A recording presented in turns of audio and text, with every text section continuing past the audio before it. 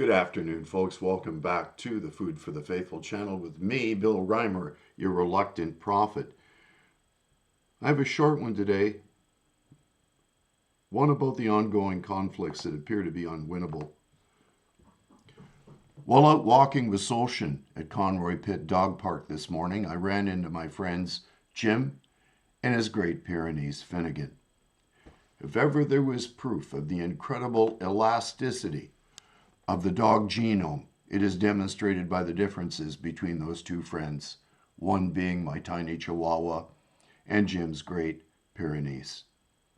Jim and I got chatting about ongoing armed conflicts that seem to have no end in sight, where the sole winner appears to be the Marxo-fascist military-industrial regime that profits obscenely while arming both sides. These are conflicts that our leaders do not have diplomatic solutions capable of ending them, yet they throw taxpayers' money to fund these conflicts as though mayhem and murder in lieu of reasoned discourse were the logical solutions to war. Here's the thing, though. Jim flatly denied that Canada was funding the conflict in the Donbass region of Ukraine, where a significant portion of its population are Russian ethnics. Then came the inevitable question from Jim, the answer to which he ought to have known better than to have asked. Do you support Putin? That question is ridiculous, since it demands that I ought to pick between two sides who both are at least in part to blame. Putin is a tyrannical oligarch. Of this I have no doubt. His invasion was yet another typical act of someone whose zeitgeist was forged by the KGB and the Soviet Union. But the Ukraine is corrupt and a product of post-Soviet lawlessness too.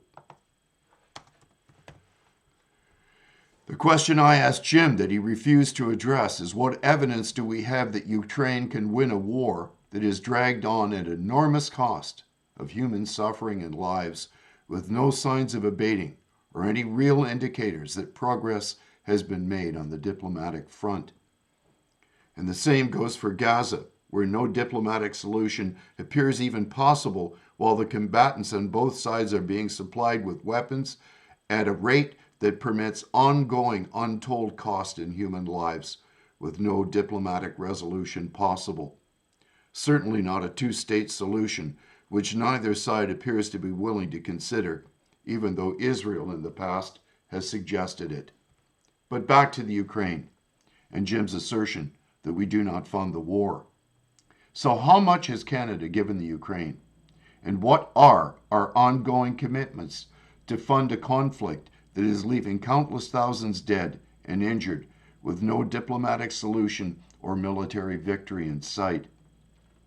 This is a disaster for Ukrainians, hearkening back to Holodomor, where the Ukrainian economy will be destroyed and its workforce decimated. Canada has provided significant financial support to Ukraine. Here are some details.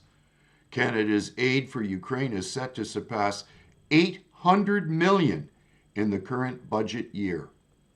Since last year, Canada has committed over $8 billion in funding assistance to Ukraine, including over $1 billion in military aid. The economic statement says Canada is expected to spend $318 million on military aid to Ukraine next year and $197 million in the 2025 to 26 fiscal year. Canada is contributing another $35 million worth of military equipment to Ukraine. Canada has largely funded its military support for Ukraine on an as-requested ad hoc basis.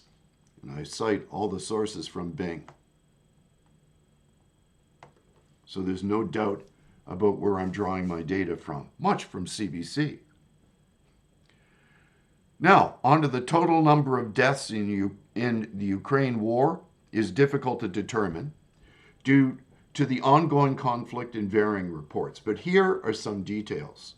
The overall number of estimated deaths in the war in Donbass from the 6th of April 2014 to the 31st of December 2021 was 14,200 to 14,400.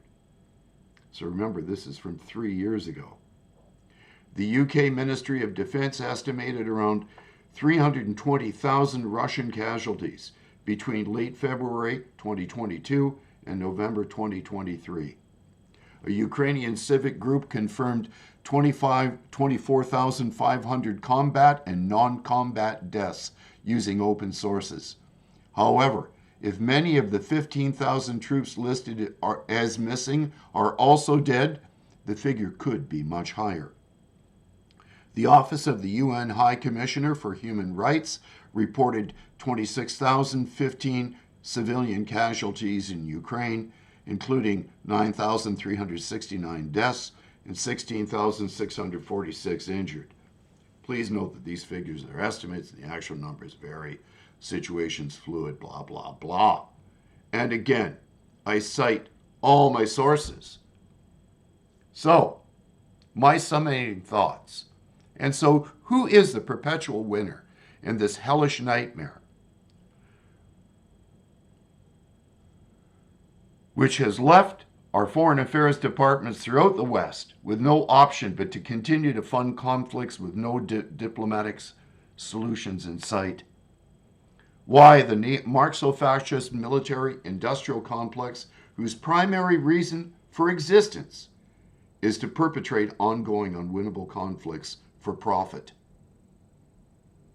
On January the 17th, 1961, Dwight D. Eisenhower ended his presidential term by warning the nation about the increasing power of the military-industrial complex. Before and during the Second World War, American industries had successfully converted to defense production as the crisis demanded. But out of the war, what Eisenhower called a permanent armaments industry of vast proportions emerged. This conjunction of an immense military establishment and a large arms industry is new in the American experience. Eisenhower warned, while we recognize the imperative need for this development, we must not fail to comprehend its grave implications. We must guard against the acquisition of unwarranted influence. The potential for the disastrous rise of misplaced power exists and will persist. Eisenhower cautioned that the federal government's collaboration with an alliance of military and industrial leaders, though necessary, was vulnerable to abuse of power. Ike then counseled American citizens to be vigilant in monitoring the military-industrial complex. One can only wonder why the Republicans in particular refused to heed the warning of the man who had been the supreme Allied commander in the West in World War II. After all, if anyone understood the dangers posed by the military-industrial regime, it was Eisenhower. The failure to take his warnings at their face value as an insider who knew the real dangers has led to countless conflicts where the goal isn't to win, but rather to simply propagate unending conflicts where human lives are exchanged for profit. Those are the facts. Come and debate with me. I doubt if you can. I'm pretty sure that these are things to consider and pray about, given the fact that it's quite likely that God doesn't approve of murder for murder's sake and war where there are no diplomatic solutions. Somebody is turning the crank and keeping this thing going. These invisible hands, which aren't so invisible if you're looking for them, are manipulating the whole thing to their own end. God bless you. Let's agree in prayer, and I wish you a blessed afternoon.